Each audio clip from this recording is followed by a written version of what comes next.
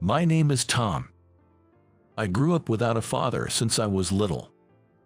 Since it was normal for me not to have a father, I never really felt lonely. I knew my mom loved and cherished me very much, and as long as she was there, I didn't feel lonely. However, as I grew up, I came to realize that having a father at home was considered normal by most people. I think it was around first grade when one of my friends asked me why I didn't have a dad. That was the first time I asked my mom about it. "Hey, Mom, why don't I have a dad?" I asked out of pure curiosity, but my mom seemed shaken by my question. Seeing tears in her eyes, I realized I couldn't ask her any more questions. Even as a child, I clearly understood that this was a topic I shouldn't ask about. Actually, just as my mom was trying to regain her composure to speak, I interrupted her. "Never mind, it's okay, as long as I have you, Mom." She hugged me tightly as I hugged her back. I didn't understand our family's circumstances at the time, but I remember deciding never to make my mom cry again and that I would protect her.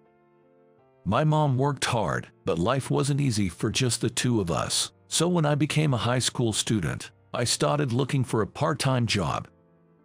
I was 6 feet tall in my first year of high school, and I was confident in my physical strength from running and weight training. So I looked for physically demanding jobs like construction. That's when I found a particular job. "Mom, I'm going to get a part-time job. I found a good one, and I'm thinking of applying." "A part-time job? Are you sure it's safe? Nothing dangerous, right?" My worried mom made me laugh. "I wouldn't do anything dangerous. It's a scaffolding job, and it pays quite well." I showed her the job listing. I felt like my mom looked surprised for a moment, so I spoke to her. "Is something wrong, Mom? You looked a bit startled just now." "It's nothing. Look, the people in these pictures have incredible muscles, right? I wonder if you'll get muscles like these from this job. Just be careful not to hurt yourself lifting heavy things." Mom laughed teasingly, and I laughed along with her. "Don't worry, I'll be careful. I'm going to start earning my own money now. You don't have to work too hard, Mom." "Thank you, Tom. I'm sorry for all the trouble. You're still a high school student, so it's okay to enjoy some time off and have fun, you know." "I understand. I'll balance fun and work. I'll study hard, so don't worry." And that's how I started my first part-time job. I went for an interview at Royal Construction Company, which was looking for scaffolding workers, and I passed successfully. I showed up at my first work site on a Sunday. "Hey, are you Tom, the guy who just started today?" The person who greeted me with a bright smile was a suntanned, refreshingly handsome Manuel. "Yes, I'm new and don't know much, but I'm excited. Nice to meet you." I greeted Nathan respectfully. "You've got a lot of energy. That's great. I'm Nathan." Nathan was friendly and easy to talk to, and I immediately liked him. Of course, Nathan. At 25 years old, Nathan was like a brother to me, an only child. Sure, as a job, there were times when he had to be strict, but I understood it was natural to be corrected when I made mistakes. "Remember, Tom, you're still in high school, so there might be people on the side who act unpleasantly towards you. No matter what, always greet them politely and maintain your manners," Nathan advised me. Nathan taught me about the harsh realities of society through this part-time job. I learned a lot about how to interact with people, how to keep up my motivation, and how to handle those I didn't get along with. Strangely, I could accept things from Nathan that I couldn't when told by a teacher or my mom. Even when my teachers or mom told me the same things, I somehow couldn't take it to heart. But when Nathan told me, it somehow just clicked. "When you graduate from high school, what do you plan to do, Tom? Are you going to get a job somewhere?" Nathan asked me when I was in my senior year of high school. "I come from a single-parent family, so I'm thinking of working after graduating," I responded. Nodding at my words, Nathan said something unexpected. "How about working with me then? Only if you're interested, of course." Nathan spoke with an unusual hint of nervousness. I was incredibly happy. "Nathan, whom I admired like a brother, was asking me to work with him. I had no intention of saying anything but yes. "Thank you so much, Nathan. I would love to. I really want to work with you." I shook hands with Nathan, filled with joy. Nathan smiled with relief. "Thanks, I was actually really nervous about asking you. I've been anxious since last night, wondering what I would do if you said no," he admitted. I burst out laughing at his unexpected confession. Nathan said he wanted to see my mom, so after my high school graduation, I proposed that the three of us, my mom, Nathan, and I, go out for a meal together. My mom, skilled enough to manage a small restaurant, eagerly prepared for the meal. "Nice to meet you, I'm Tom's mother. He's always in your care," she said. "Nice to meet you. I apologize for the late introduction. I work at Royal Construction Company. My name is Nathan," he replied. I watched their friendly exchange with a grin. Neither of them are usually like this, but their nervousness was so amusing that I couldn't stop laughing. The three of us enjoyed a delicious meal my mom had prepared. Since the restaurant had a reserved sign at the entrance, we could relax without being disturbed. When dessert arrived, Nathan spoke up again. "I know Tom has probably told you, but I'd really like to work with him. I know my words as a young man might not be very reliable, but I'll take good care of Tom," he said earnestly. Seeing Nathan speak so seriously, my mom had a calm expression. "Unreliable? Far from it. Tom always talks about Nathan when he comes home from his part-time job. He admires him so much. I have no worries at all. Please take good care of my son," she said. I felt a warmth in my eyes as my mom spoke. Stealing a glance at Nathan, I noticed his eyes were moist too. Seeing my two beloved ones caring about me made me feel truly happy. Thus, I ended up working at Royal Construction Company after graduation, marking the start of my professional life. "Tom, are you ready for the next site?" "Yes, leave it to me. Everything's set. I've been working since high school, so I understand the basics." As a young, ready-to-go worker, I've worked in various places. No matter the site, I worked hard, keeping in mind everything Nathan taught me. As time passed, a turning point came when Nathan turned 35 and I was 26. "Tom, actually, I've been transferred to Royal Construction Company in New York," Nathan announced.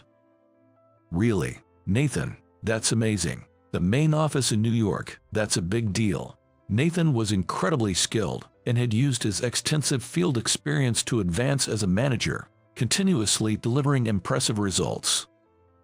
It seemed his achievements had caught the attention of the headquarters. He had especially made an impact by advocating for the improvement of workers' conditions and had achieved notable results. He was planning to move to the HR department at the headquarters. "Sorry, Tom. I wish I could take you to New York with me, but I don't have that kind of authority." Nathan looked genuinely regretful. "It's okay, Nathan. I'll work hard here and achieve enough to be called to New York myself." Sure, it would be lonely without Nathan, but I had learned so much from him. I believed I could manage well even in his absence, using what he had taught me. "I'm glad to see you've grown so much. I'll do my best in New York, and you do your best here, too." Spending the night talking until morning became a cherished memory. Nathan and I always kept in touch, and when we had time, I would visit him in New York or he would come back here, and we'd have fun. "Tom, sorry, can you talk right now?" I received a call from Nathan in a serious tone 6 months later. "What's wrong? It's rare to hear you sound so serious. Is something wrong?" Feeling a bit uneasy, I listened intently to Nathan's words. I was surprised by the unexpected news from Nathan. "From today, I will be under your care. My name is Tom. I look forward to working with you." As I introduced myself, applause broke out. Having joined Royal Construction Company right after high school, this was my first experience in another workplace. This was a subsidiary of Royal Construction Company, mainly dealing with construction materials. I was here for training to learn more about materials. All right, nice to meet you. I'm the manager, Michael. Michael didn't bother to hide his annoyance. He was not yet 30, younger than me, and already a manager. He clearly knew he was an elite. Then, just 15 minutes into starting work, Michael's scolding came out of nowhere. "Hey, Brandon, you've got the numbers wrong again. How many times is this? Damn it. I'm so sorry, Michael." Even though it was my first day, I quickly noticed a problem in this company. Michael's reprimands were quite intimidating. Certainly, making mistakes is not good, but there was also a problem with his way of scolding. I felt very uneasy witnessing this and furrowed my brows. 2 months later, when I had gotten a bit more used to the job and the people, an unusually harsh scolding from Michael was directed at Brandon. "Hey, Brandon, are you mocking me? The numbers in the estimate you prepared are wrong. I had to apologize to the client because of your mistake. But sir, those numbers, you loudly told me to input those exact numbers the other day." Brandon, trembling, attempted to counter Michael's accusation. And I knew Brandon wasn't mistaken because I had noted down those numbers too. "What? I never said that. Listen, what I said was this." Michael loudly recited numbers, clearly different from before. I couldn't stand his behavior of blaming his subordinates for his own mistakes and trying to shirk responsibility. Brandon was already on the verge of tears. "Understand this. This is not my mistake, it's yours. You misheard me. Do you get that, you useless fool?" At that moment, my patience snapped. "Michael, with all due respect, that was your mistake, not Brandon's." The room buzzed when I spoke up. Probably, no one had ever directly confronted Michael before. Or if they had, I hadn't seen it since I arrived. "Hut, Tom, what are you talking about? My mistake. Hut, where's your proof? I don't make mistakes." I was remarkably calm in the face of Michael's red-faced anger. "I have proof. When you loudly instructed Brandon to make the estimate, I also took notes."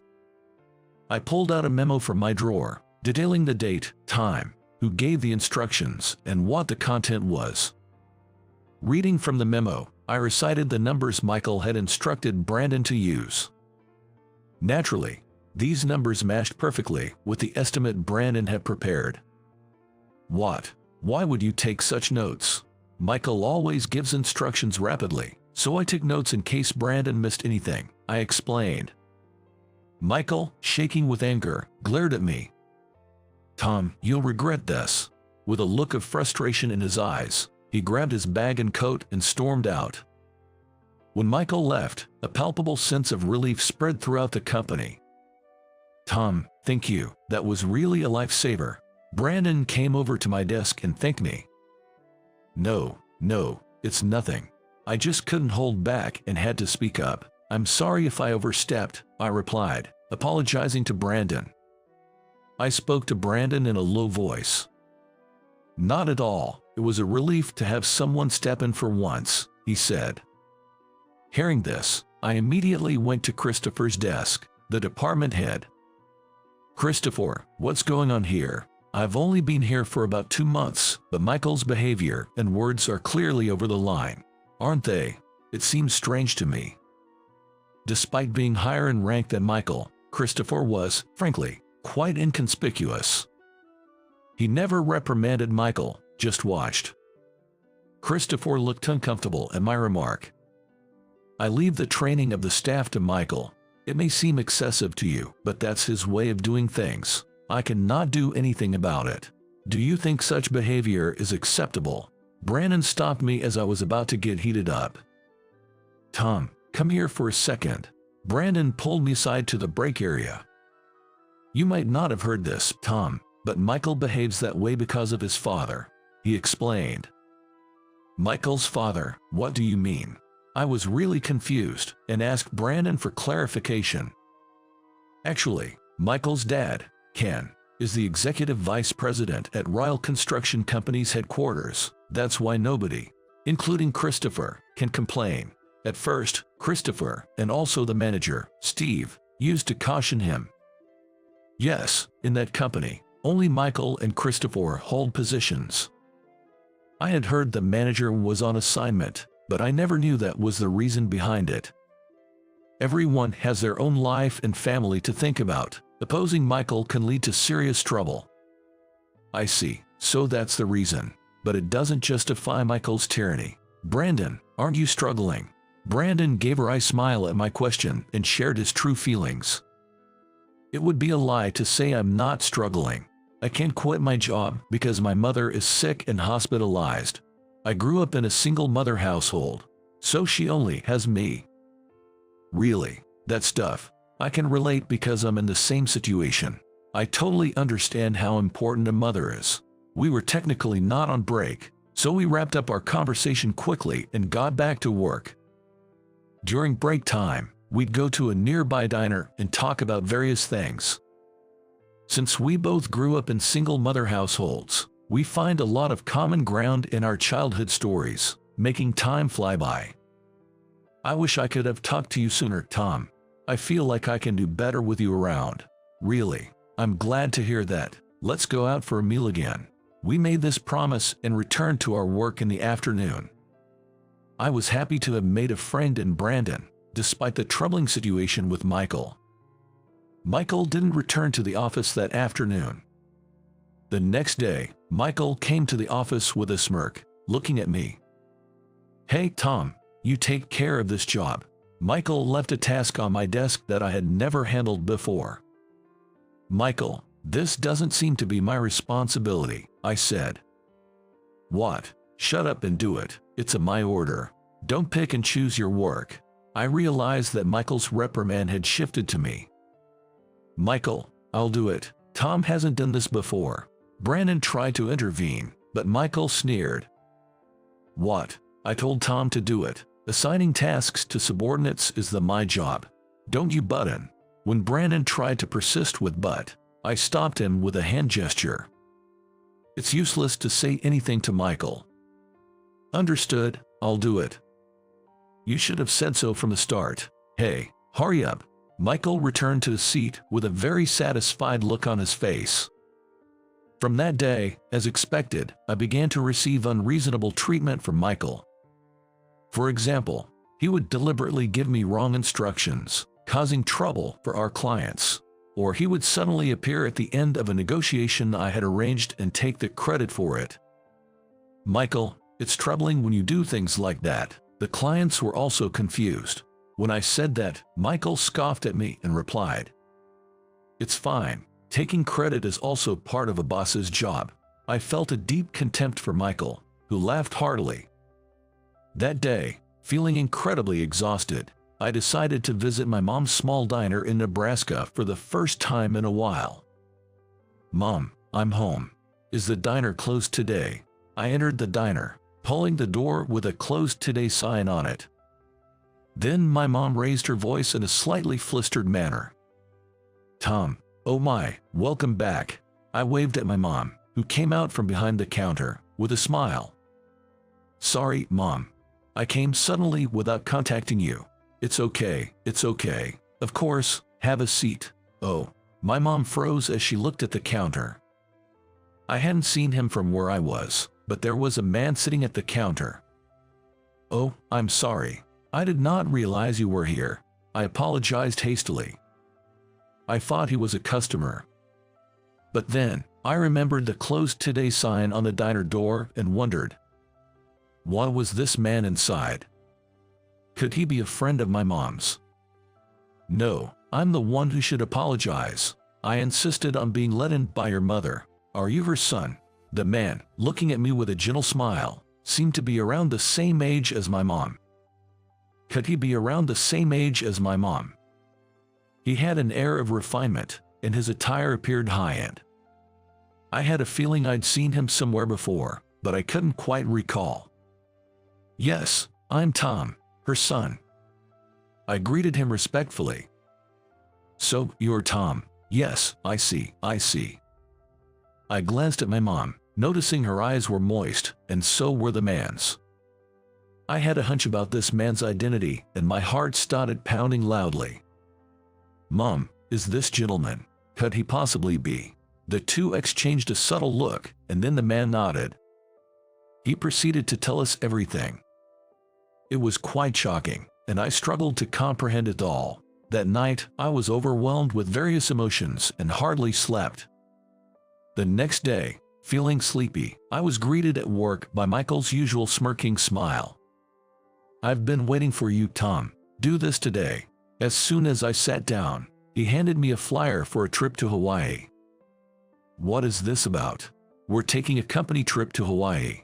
You take care of the reservations. There's a travel agency we always use. Coordinate with them." I have grown accustomed to being given decisions as if they were already made. If there was a precedent, there must be someone in charge, so it should be manageable. Looking at the date, it was more than a month away. I suppressed the urge to sigh and replied, "Understood. I'll get right on it." After a lot of back and forth with the travel agency, I somehow managed to secure the reservations. In reality, it was incredibly difficult, but finally, it was done. Then, on the day of the trip, I was at the airport. I had arrived early, but as the meeting time approached, there was no sign of anyone else. 60 people were supposed to come. Looking around, I found not a single familiar face. Even when the meeting time arrived, nobody showed up. Panicked, I called Christopher but got no response, so I called Michael. Michael answered right away.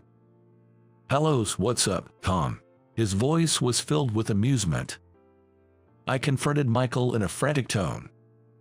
"Michael, today is the trip to Hawaii, right? Weren't we supposed to meet at the airport?" Michael began to speak, barely containing his laughter. "We're all having lunch at a different location right now." "Oh, not everyone. Brandon's not here. I told Brandon that the airport was changed. Maybe he's also alone at the airport right now." Michael burst into loud laughter. On the other end of the phone, not only Michael's laughter but also the voices of others laughing could be heard. I was so angry I could barely contain myself, my whole body shaking with rage. I clenched my free hand tightly, trying to calm down. The thought of Brandon being subjected to the same treatment was unforgivable. Unaware of my anger, Michael continued cheerfully. "Well, if you pay the full cancellation fee, you can come here. It's all out of pocket, though. Can you afford it, please, Tom?" Fed up with his attitude of looking down on people, I finally lost my patience. "That's it. I'm going to teach this guy a lesson." I laughed through my nose as I said to Michael, "Huh? Pay the full cancellation fee out of my pocket and join you? You're joking. Every single time, you do whatever you want. Everyone there, you're all fired. A notice will be coming from the headquarters soon. Just wait and see." Michael stopped laughing at my words, now speaking with a hint of panic, different from before. It seemed my mention of a notice from the headquarters struck a nerve. "Wait, what are you talking about?"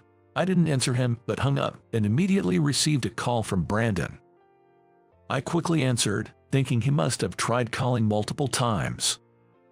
Tom, where are you?" Michael told me that the airport was changed and I came to the one he mentioned, but there's no one here. I explained the situation to a panicked Brandon. Brandon was speechless at Michael's appalling behavior, then said with difficulty, "Why do we have to endure this? What did we ever do to him?" "Don't worry, Brandon. Hard work and honesty always pay off in the end. Just wait for what happens after the break." After hanging up with Brandon, I made a phone call to a certain place. 4 days later, after the summer vacation ended, the company resumed. "Good morning, Tom. Thanks for all your encouragement." Brandon immediately thanked me as soon as we met. "Don't mention it. What I said was true. See what's happening?" Brandon looked puzzled, but I just smiled back at him. And then Michael, unlike Brandon, gave me a nasty smile when he saw me. "What's up, Tom? You said something about a notice from the headquarters about being fired, but nothing came. Just said that in a fit of anger." "Huh?" There were snickers from around, but I wasn't fazed. I knew what was about to happen. Interesting, just as I heard. This is a terrible work environment. The manager behaves like this, and no one says anything. A man's voice came from the entrance. He had a grim look on his face, as if he had seen something terribly unpleasant.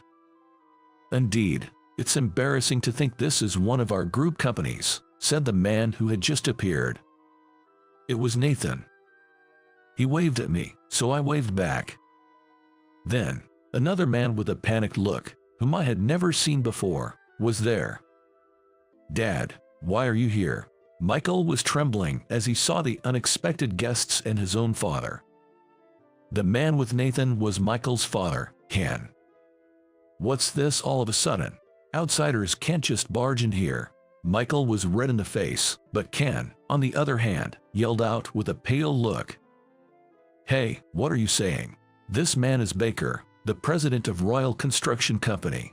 The room buzzed at that revelation. The president, what? The president.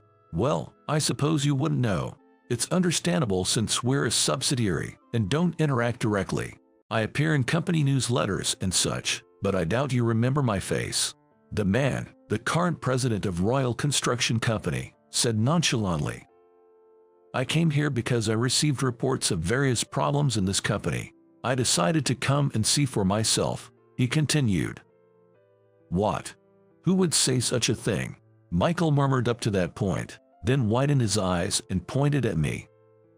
Apparently, he was unaware of the common courtesy that it's rude to point at people. It was you, wasn't it? How dare you snitch? President Baker yelled out, his voice several times louder than Michael's. What kind of a fool yells at his subordinates for his own mistakes? Ken, what's become of your son? Ken and Michael jumped in shock, and the other employees were startled by the loud voice. Let's change the location. Prepare the reception room.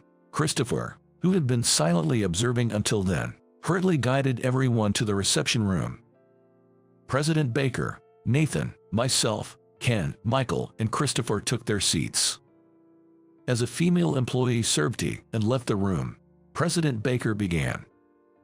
So, Michael, I hear you've been intimidating your subordinates and mocking them in front of other employees. Michael glanced at me briefly but smoothly lied. Calmly seated next to his father, he seemed more composed than before. No, that's a misunderstanding, he replied. Oh, a misunderstanding. So, you're saying you didn't do such things? Yes, I swear I didn't, but I admit my guidance might have been perceived that way due to my inadequacy. For that, I'm deeply sorry, Michael said. Michael took an attitude of respect. His father, Ken, backed him up. If I may, President Baker, I did hear the earlier remarks, and while I thought the way he said was problematic, I can't believe he always behaves that way, Ken said. I see, I understand your point. Now, play that recording, President Baker said, signaling to Nathan with his eyes. Yes, President Baker, right away. When Nathan played the voice recorder from his chest pocket, Michael and Brandon's voice was heard. It was the recording of the reprimand from the day I arrived here. Michael turned pale as he listened to the voice recording. How did this? Why, I recorded it. I was asked to by Steve here. Actually, my coming here was not only for training but also to observe your behavior, Michael. Michael looked utterly confused. Why? Why would you investigate me? Nathan explained the situation calmly.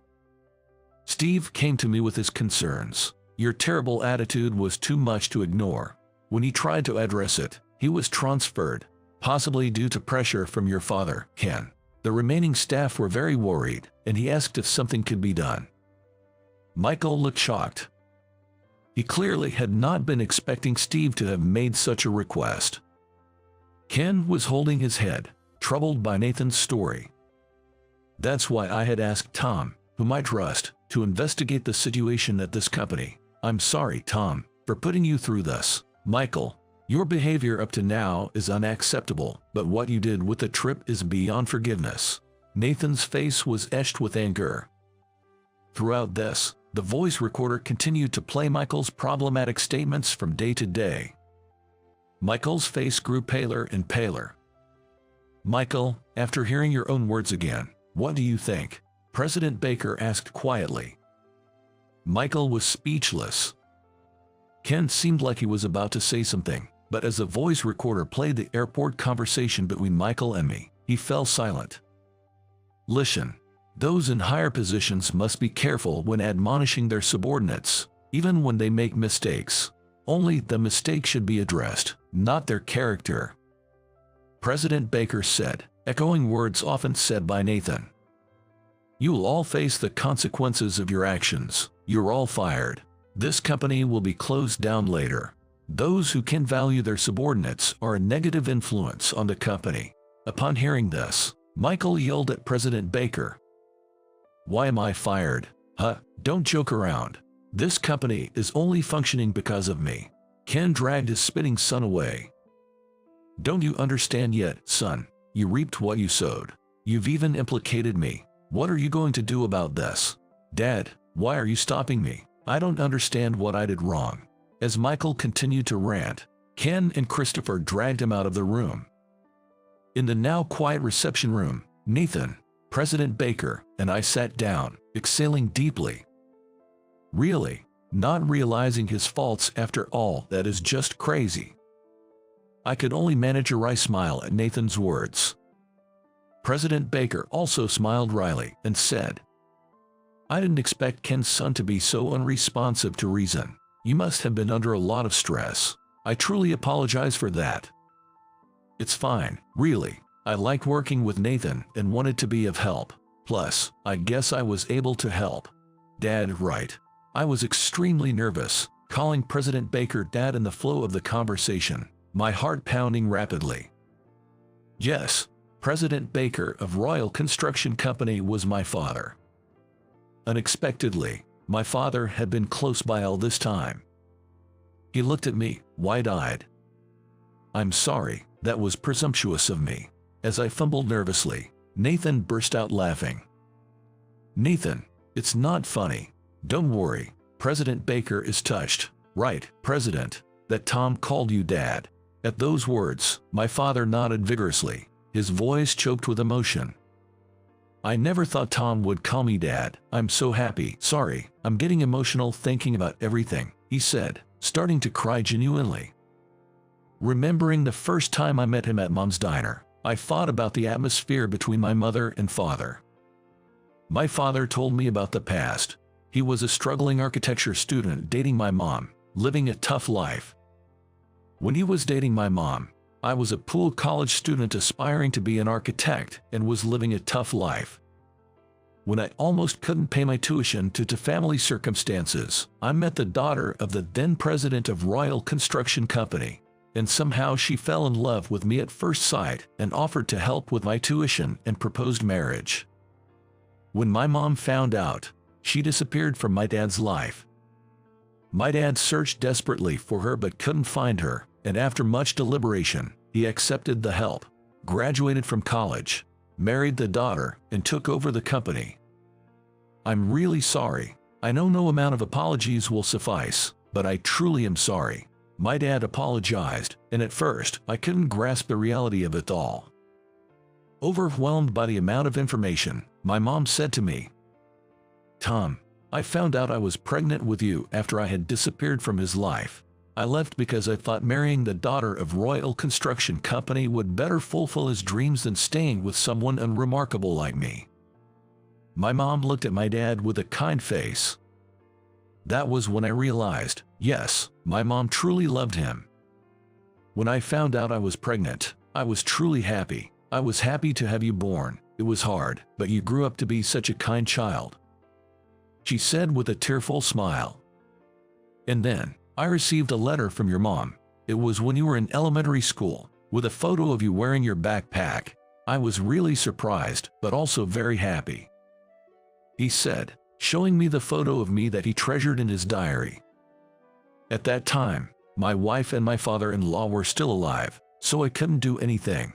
It's no excuse, but I could only contact your mom after my wife and father-in-law had passed away. My dad apologized again, from the bottom of his heart. I understand. I'm an adult now, and I understand that men and women have their own circumstances. I don't feel unhappy because my mom took good care of me, and strangely, I don't hate you either," I said after a moment of silence, sharing my true feelings. I was busy comforting the two of them as they burst into tears. Once they calmed down, I reported to my dad about the matter Nathan had asked me about. When I mentioned the trip to Hawaii, my dad got furious. "What's that about?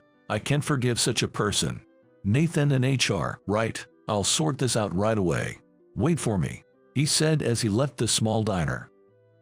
It goes without saying that I soon received a barrage of calls from Nathan, who must have heard from my dad. Tom, what do you mean you're the son of President Baker?" His confusion was severe, but now it's a funny story. "Thank you, Tom. As a father and as a president, I will act in a way that I won't be ashamed of from now on." After holding back his tears, my dad nodded, and then I remembered something. Dad, I have a favor to ask." Soon after, there was a directive, and the company was set to close, leading to everyone's resignation. Nathan said it was an overly bold way to lay people off, and he wasn't wrong.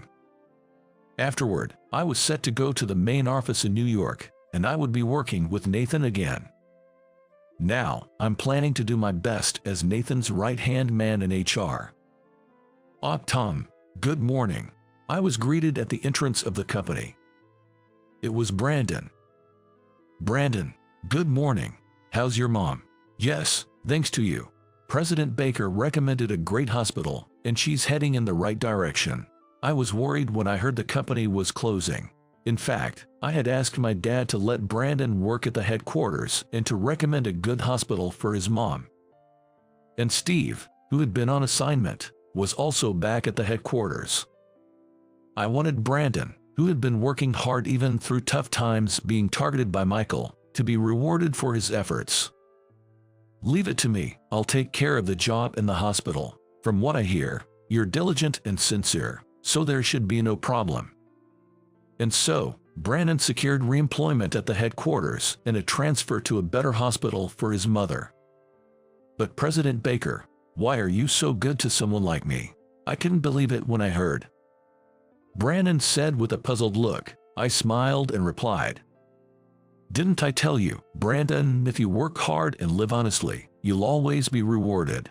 If you're working hard, rest assured there's always someone watching and appreciating your efforts. There are also those who will offer a helping hand when you need it. I don't want to be someone who attacks others for laughs. I aspire to be someone who extends a helping hand. I'm motivated to work hard so that those who do the right thing are rewarded, even if it's just a little."